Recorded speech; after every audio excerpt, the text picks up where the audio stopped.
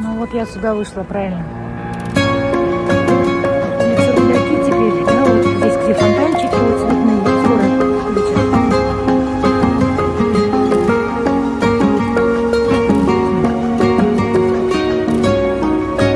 Сегодня 43 градуса было.